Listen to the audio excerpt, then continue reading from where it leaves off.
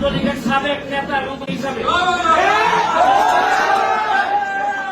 কথা বলে যাই। আজকে আমি বলে আসছি যে আমার যত তকমা আছে সব তকমা তোমরা নিয়ে যাও।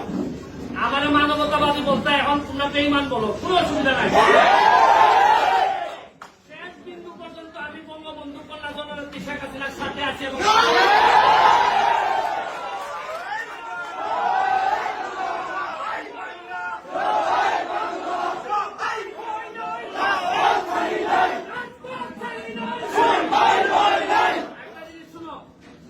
নতুন জেনারেশন 2001 পরে আমি রিপন নতুন ভাইদের সাথে রাজু ভাইদের সাথে লিয়াকত ভাইদের সাথে রাজনীতি করার সুযোগ পাইছিলাম। বিরোধী দল আমরা জানি যে কি খারাপ অবস্থায় আমরা রাজনীতি করে এই জায়গা পর্যন্ত আসছি। তোমরা আমাদের উত্তরাধিকার, রক্তের একটা তাসির আছে। আদর্শের সৈনিকরা যদি একবার চালাই যায় তাদেরকে কেউ আর দাবাই রাখতে পারে।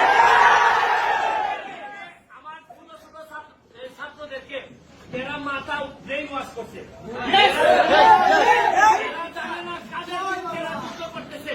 আজকে যদি এরা ক্ষমতা থেকে পতন করতে পারে, কালকে এদেরকে রাখতে পারে মাথায় রাখবে। জামাত শিবির ক্ষমতা নিবে, এরা জানেই না এরা কিসের জন্য যুদ্ধ করতেছে, এরা জানেই না।